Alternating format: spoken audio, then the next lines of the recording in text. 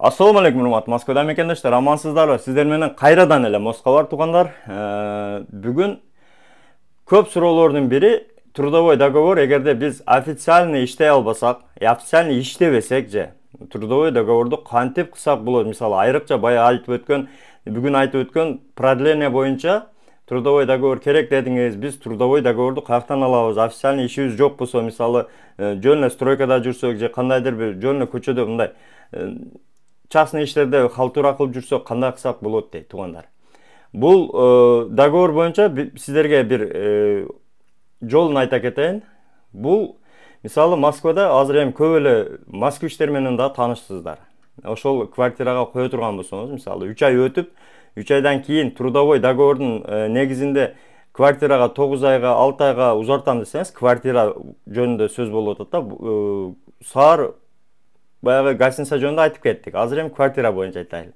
Ошол квартиранын эгерде ээси менен тааныш болсоңуз, аны менен барганыңызда 3 айдан кийинки продлениега сөзсүз түрдө трудовой договор сурайт. Ал трудовой договорду биз каяктан алабыз? Официальный болсок, мисалы трудовой договорду сатып алсак кандай болот? Алар өтөбү өтпөйбү деген суроолор бизге көп жазылат да. WhatsApp'тан, мына Москва бар деген Telegram группада да көп келет ушул суроолор. Трудовой договорду туугандар өзүңүздөр физический лицо катары жазып алсаңыздар болот. Мисалы, мен сиздерге бир жолун айта кетейин. Ошол эле квартиранын ээси менен договорду түзүп, мисалы мен ушул квартирада 9 ай жашаймын, заодно ремонт иштерин жүргүзөмүн, мен устамын, мындай иштерди кыламын деп договорду жазып, бир тараптан квартира ээси, экинчи тараптан сиз ошол договор жасасаңыз, ошол договор дагы өтөт. Негизичи ошол договорду катташ үчүн сөзсүз түрдө баягы налоговыйга же соцфондго же ошол эле МФЦга барып сурап каттатып алсаңыз, ошол официальный договор болуп калат. Ошонун негизинде дагы узатканга мүмкүнчүлүк болот. Андыктан усталар, баягы бала баккан няняларга кылса болот, домохозяйкага кылса болот, садовниктерге кылса болот, айрыкча мына дачада иштегендерге, дачада иштеп жүргөн кароолдорго кылса болот. Ошол нерселерди сүйлөшүп, дачада көп орустардын дачалары бар. Дача менен ушундай иштейбиз деп, дачада ушундай иштерди кылабыз деп деле договор кылсаңыздар болот. Ошондой жолдору дагы бар. Андай кылгандар көбү билет. Эми бул маалымат билбегендер үчүн да ошол договорду издеп, именно официальный договорду, официальный иштебей, официальный договор керек болгондор үчүн айтып жатабыз туугандар. Демек ошол нерсени кадимкидей эле ошол квартиранын ээси менен ошол договорду кылып жашасаңыздар болот. То есть продление кылып узартып алсаңыздар болот регистрацияны. Официалдуу, таза, сонун эме болот, регистрация болот. Коркпой жүрө бересиздер. Анан дагы бир жолу бар. Мисалы, бул учурда квартиранын хозяйкасы менен ижара договору. Ижара, арендага алганда, квартиранын арендага алганда, мисалы, 3 адам 4 адам менен договор кылганда 3 адам 4 адамга регистрация кой бересиз деген учурда, ошол договордун негизинде деле, мисалы, 1 жылдык договор бар да.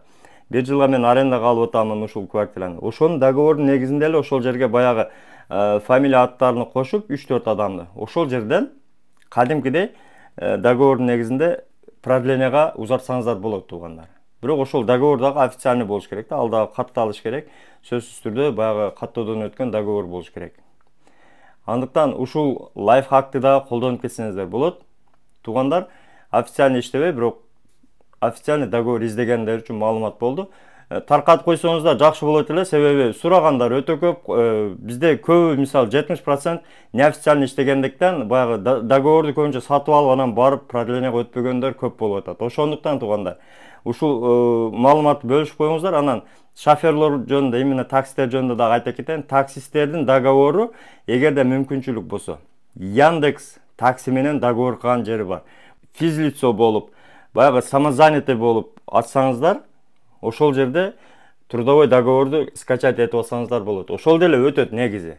Яндекс приложение менен иштегендер. А эгерде ошол самозанятости жок, башка через таксопарк болсо, таксопарктан сурап көрсөңүздөр, алар деле сиздерди официалдуу түрдө договор менен иштеткенге мүмкүнчүлүгү бар. Себеби алар сиздер үчүн договорду эме кылат, налог төлөйт.